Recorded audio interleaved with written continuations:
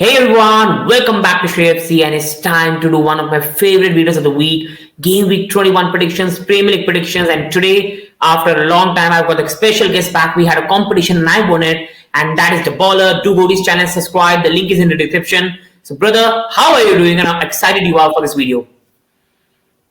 Yes, very good. Feeling very confident with my predictions. It's gonna hopefully be a walk in the park. Not very hard games to predict this game week, but let's get straight into it. And I'm very excited. First match is Burnley versus Luton Town. You can say the relegation battle. Burnley have started picking up some form, but again, they've not been good enough. They play some really good football and Vincent Company. On the other hand, Luton Town have been really good against the big sides and have been really good to watch. So before I give my prediction, bro, what's your opinion on this game and your prediction on this match for Burnley versus Luton? It's going to be a very tough one, but you see Burnley playing at their home ground. But it's probably what you just said. It is a relegation battle. And you look at Luton Town, they have been scoring a bunch of goals this season. From the little team that they are, they've really been impressive. They could maybe get out of the relegation zone later on in the season, but it's too early to say. Burnley struggling quite a bit this season. But it's going to be a tight game. I really don't know where the goals are coming from for Burnley, so I could really just see Luton scoring. They have a more threatening attacking force than Burnley, so I think it's going to be a 1-0 Luton win away. It's going to be a tight game. Oh, wow. I think for me, I would disagree. I think this match is going to be interesting because Luton Town have been really good in terms of the crosses they put in the box. Doty from the left. You've got Adebayo in the box doing a very good job. But I think Burnley at home, Burnley plays some good football. Both of the championship sides from last year. I think it's going to be a great battle, and I think it's going to be high scoring 2-2. Friday night match is going to be beautiful. And that brings me to the second match and my nightmare. My dreams are going to get shattered on a festival Lodi in India. Is very spacious, but Chelsea are going to make me cry in the night. That's the reality with Chelsea has been going on. We face our West London rivals, Fulham. You can say the team that is ruling West London right now, Fulham, and I'm shivering right now playing them, and that shows where we have fallen right now. We got beat by Middlesbrough, a championship mid-table team, with all due respect, with 14 injuries. We lost to them 1-0 in midweek. We can't score goals. We can't defend. Fans want the manager out, and I think that's the solution to get the club back on track. We again been linked to 18, 20-year-old players. So it's all well good. Chelsea, we are back. We are fully back right now in the mud. But I think, being very honest, I think this is a very, very big match for us now, being all serious. I think if Poch doesn't win this game, I think he could even go before the Middlesbrough game because fan pressure is too much. For me, just in short, I will say, I don't think sacking the manager is no solution. Middlesbrough match, next one, if you don't go through, sack him on the spot. But I think we'll go through. And I think this is a very important match for the manager. We aren't a very good goal-scoring side. But I think in this match, Fulham themselves are not a very good away. They don't travel really well away. Fulham also struggle for goals. And I think a Stamford Bridge will make the life tough for Fulham. Will keep a clean sheet, luckily. And I think we're going to win this match just narrow 1-0. A goal from a corner kick by Thiago Silva or some other player. Or a lucky goal. And we're going to get away with a 1-0 victory. And for some time being, we're going to be above Manchester on the table. So, bro, what's your prediction for this game? Going to this game, we all remember when Chelsea travelled to Craven Cottage. I remember when I think it was Mudryk scored in that game. They played very well in that game in particular. But for me, Fulham, actually, when they came back in the Premier League last season, they've actually overperformed, in my opinion. They've done very well. They're a very good fighting team. And their away form has also been quite decent. But Chelsea, their form are quite the opposite than Fulham. I think they really just need to find their feet this season. If we want to see goals, I don't know where that's coming from. They're struggling to score defensively. They aren't as good. They're really losing some key players in Reece James, in Madueke, in Chalobah. And Christopher Nkunku as well. Very much, there are a lot of key players out in this fixture, but I still hope for Chelsea's part they get their season back on track with this fixture, but it's not going to be easy.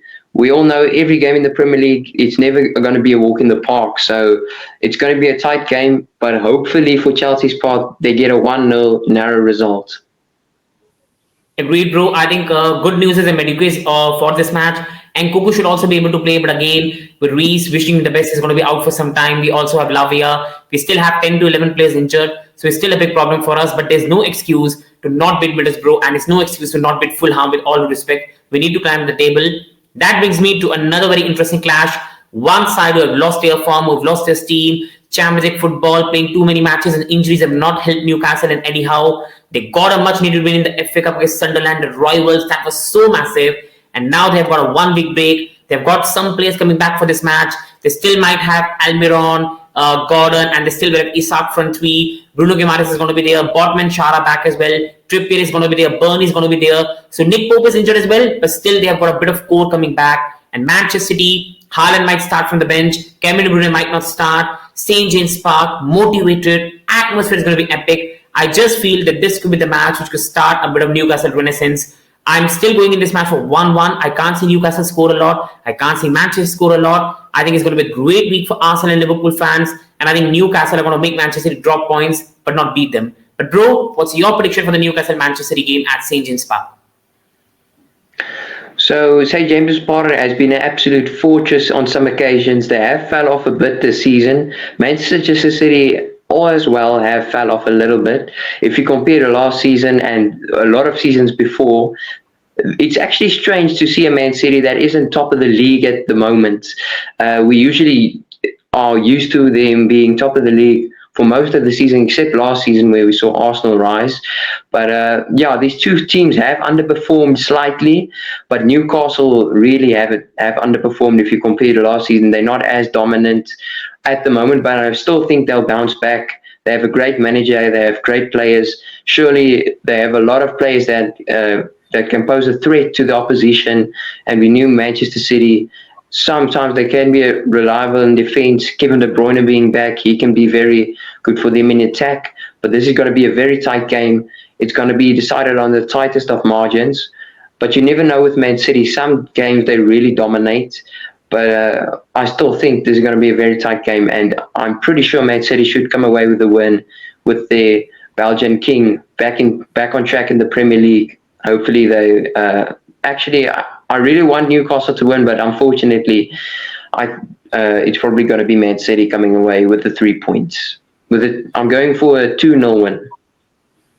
Good one, bro, because I also agree. I just think that St. James Park is going to be up for it. The players are back, and Haaland not being fully fit and Kevin De Bruyne most probably not starting. That might hamper Manchester City to a same place. They dropped points last season. But that brings me to Everton versus Aston Villa. Sean Dyche at home versus Aston Villa. Now, see, with Aston Villa, being very honest, I really want them to win the league as a Chelsea fan. I will love Aston Villa to win the league. No Arsenal, no Liverpool, no Tottenham, no Manchester City. But I think, see, being very honest, Aston Villa struggle to go away to places at away grounds, especially when they have to do more of the talking with the ball, because they play a high line, and in these matches, like we saw against United, they were 2-0 up, they got a bit more cozy, they played high line, and they easily allowed United to come back in the game because of the high line. You've got Everton right now away, decent team at home, they're going to be set up properly by Sean Dyche, and they're going to hit on the counter as well. And I think this is going to be a very tough match with the physicality Everton is going to bring. So it's a very hard match. While for Everton, the 10 points will not really help them. They're still, you can say, in somewhat relegation battle, they will love to get absolutely away from it.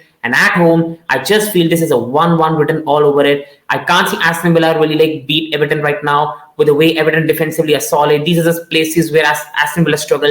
They've lost to United away. They drew to Brentford luckily, and they're not a good away team. But Everton are strong at home. The crowd is going to be there. So I'm going with 1-1. Bro, what's your prediction for the Everton versus Aston Villa game? I absolutely agree with you. Everton are very strong at home. It's an absolute fortress at Goodison Park at the moment.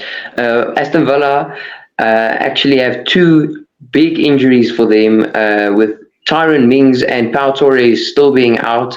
I don't know when they'll get back, but I think Mings will be out for quite a long period of time. Mings is out for the season. Yeah, I think he is out for the season. There you go. And it's got to be a tight game. It has a draw. I can see a draw happening, but I just think Everton, they're very low in confidence with the point deduction that happened a while ago, actually. But they're making a comeback slowly but surely. They are getting into the mid-table of the bottom half of the table. potentially getting a 15th, 16th table finish. I think they might get even higher as the season progresses.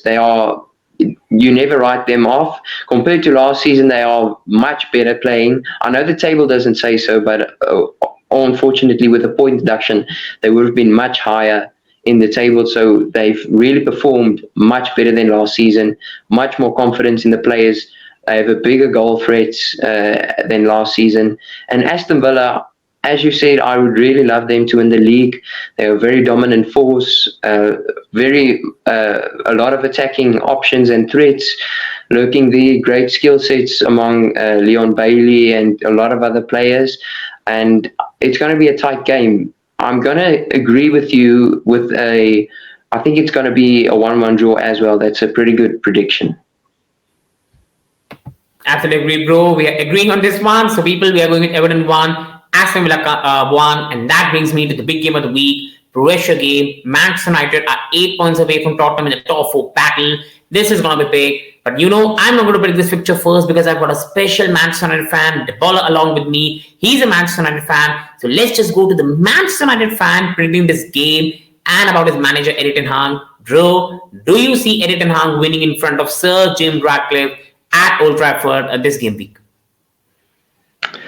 I really don't know what to tell you. It's a really, really inconsistent team. One day you see them winning against Aston Villa, one of the best team in the league. They've been there for a period of time. The best team in the league. We beat them 3-2 at Old Trafford, and then it all just comes crumbling down against Nottingham Forest. So you really don't know what to expect from this team. They have a lot of talent. They have a lot of enthusiasm, a lot of fighting spirit. We saw that against Aston Villa, coming back from behind 2-0.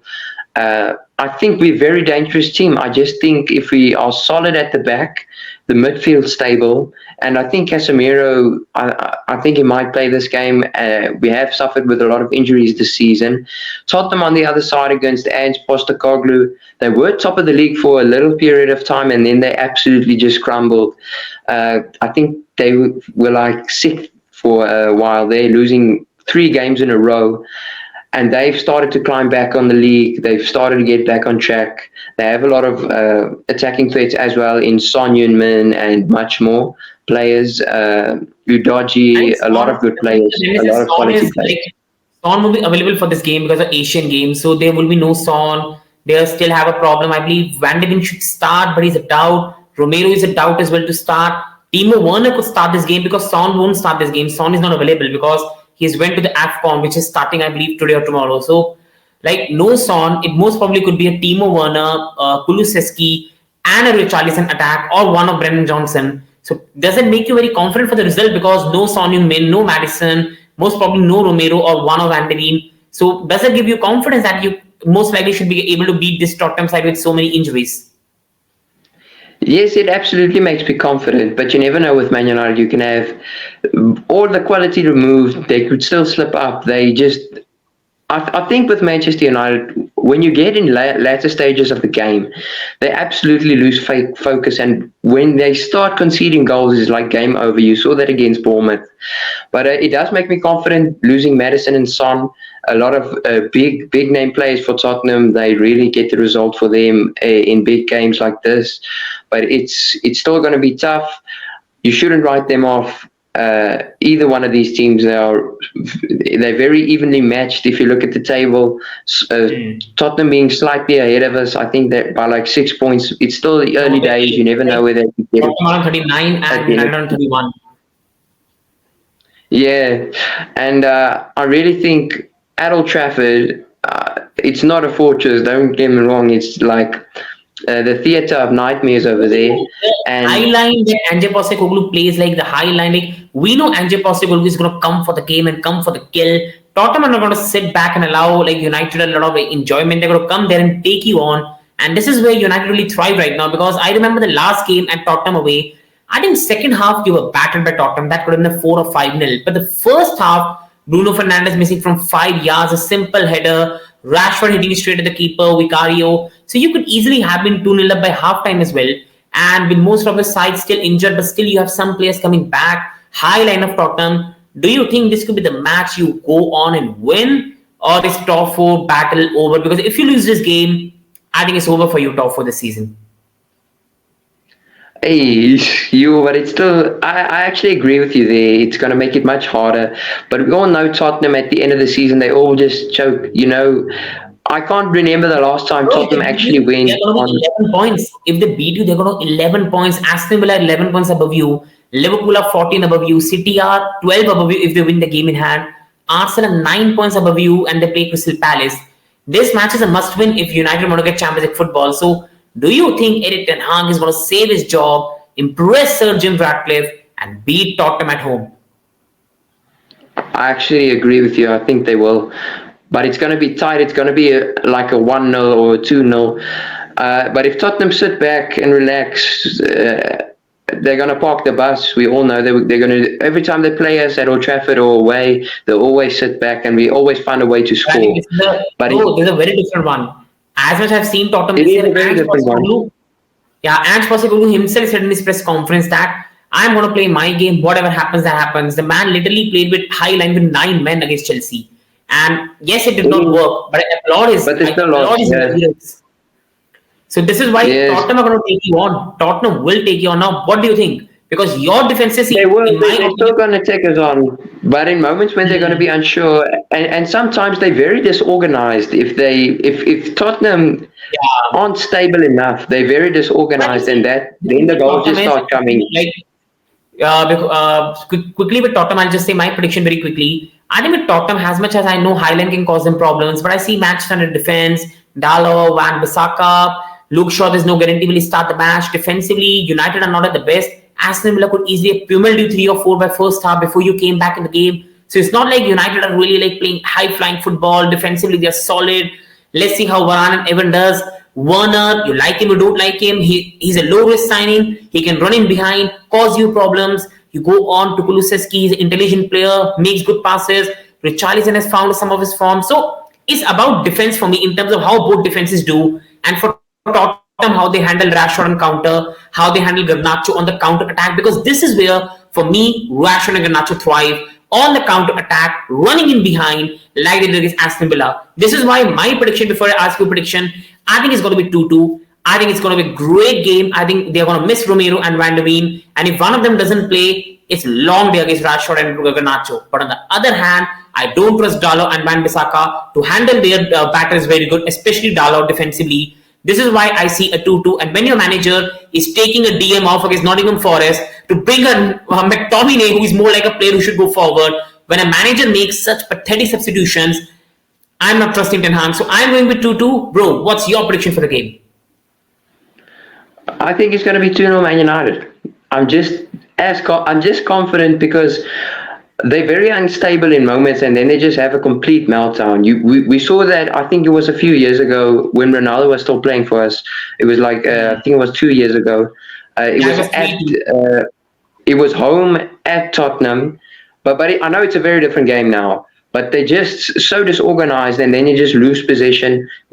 We get the ball and we play through balls with Hernandez and such, and we just find chances, and then we always make it happen because we have quality players in front of goal. If we look at Tottenham, they have Werner and Richarlison, which I'm not pretty hands-off. I'm not going to tell you that they are going to be my complete centre-forward pairing over there. I know Werner. I know at Chelsea he was a good player. Well, he was quite average sometimes. He struggles to put some goals away, but he's still a quality player.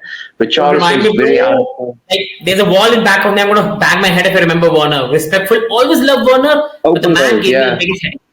But I think the one thing Werner could really do is...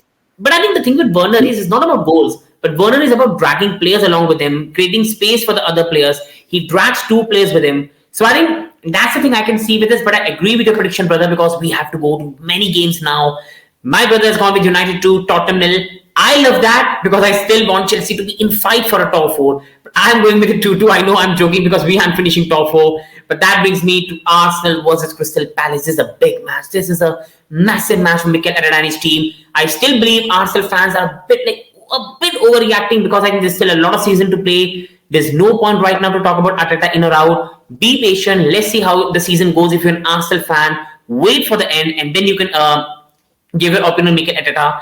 I think Arteta has been very disrespectful towards the cup trophies, and he's paying the price for that because you're up against Pep Guardiola and Jurgen Klopp. You aren't going to win the league and Champions League. You should be going all in for the cups. But right now, I think Arsenal are playing well. They aren't taking their chances. But if any match you want to get your form back, there is no disrespect as Crystal Palace.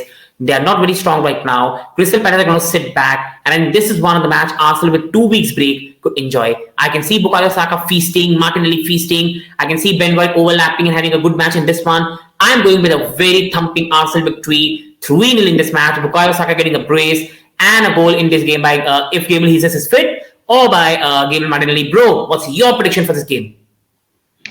Yes, I think it will be a very comfortable game for Arsenal when Crystal Palace visit the Emirates. But Crystal Palace, don't get me wrong, they're a very decent team.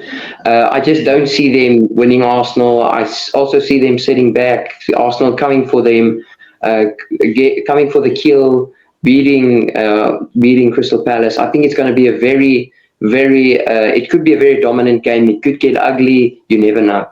But I think it's going to be a 2-0 Arsenal.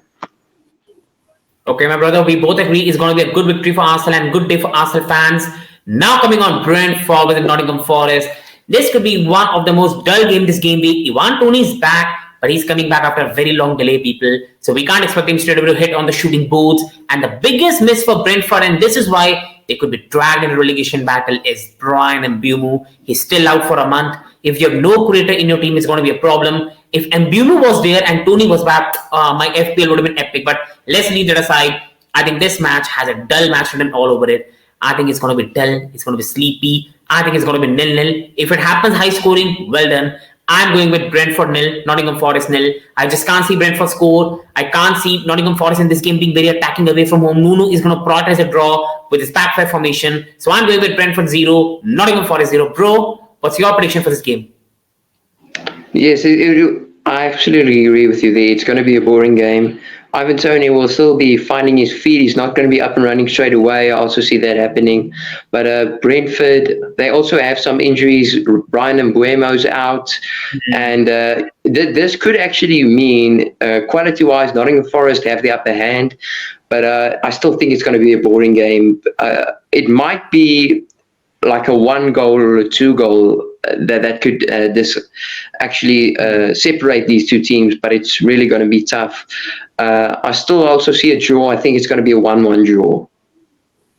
Agreed, bro. I think it's going to be a tight game. And the next one is going to be very interesting because I think a lot of people are going to say 2-0 West Ham, 3-0 West Ham. But there's no Paqueta, there's no Jared Bowen, and that suddenly puts an attack of Fornals. That suddenly puts an attack of Benrahma. The players have not been playing that well, and suddenly West Ham look like a mid-table Premier League side, not the way they are. Sheffield United should be licking their lips at this match. This is a match you will lick their lips in. Cameron Archer, McBurney, this is the time for you to step up. Since Chris Ryder has come in, they've looked much more solid. They've looked defensively solid. I think they're looking much more better shape in comparison to the previous manager. And I think this is a 2-2 draw written all over it. I think West Ham are going to score because of the experience. I think I'm getting a feeling West Ham is going to get a 90-minute equalizer through Suchek's header, and they're going to get away from it. And I think Cameron Archer and any other Sheffield player, McAtee or McBurney, are going to get the goals. So I'm going with Sheffield 2, West Ham 2. Bro, your prediction for the game?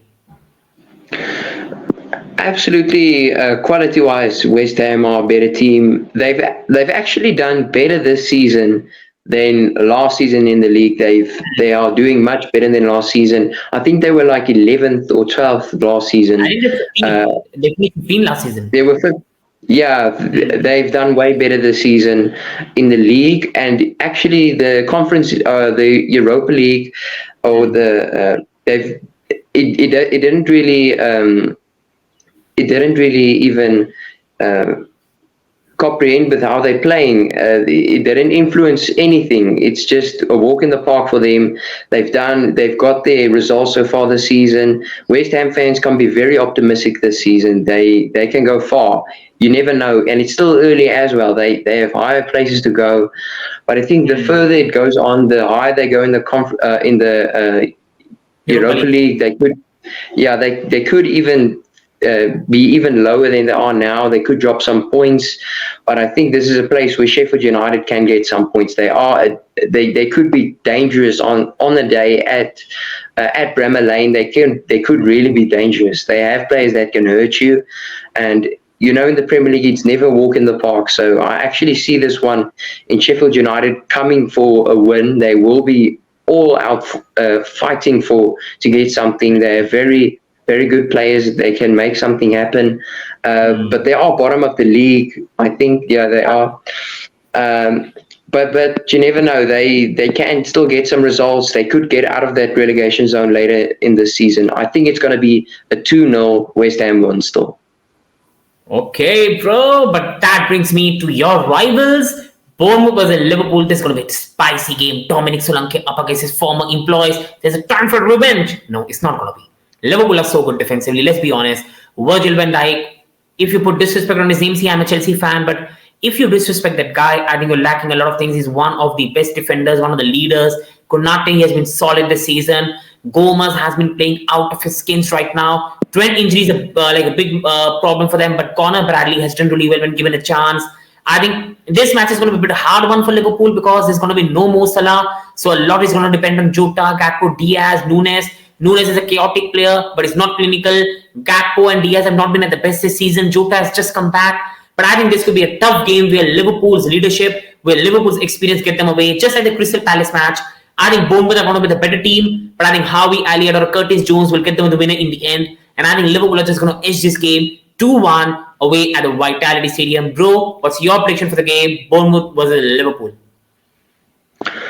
It's going to be a very interesting game. I really think Bournemouth, last time at Anfield, they had an early shocker. I remember Bournemouth scoring, I think it was Solanke. He scored very early in the game, and that was a very interesting game, but Liverpool still managed to come back, unfortunately. But at home, Bournemouth, they are really a big fighting force, a very aggressive team. You really see them doing a lot of things this season, and Liverpool, they're just where they are now. They're top of the league. They could slip up. These are the type of the games where I actually see Liverpool drop some points, but I still think they come away with a win, a 2-1 Liverpool win. Agreed, bro. I'm going with the same, and that brings us to the final game. It's a long video, no people, but that's what happens when two passionate football fans are here. Please do subscribe to the Dub Ballers. The link is given in the description. Please like the video and subscribe if you haven't. It really means a lot. And that brings us to the final game. Hopefully you like the video. That is Brighton versus Wolves.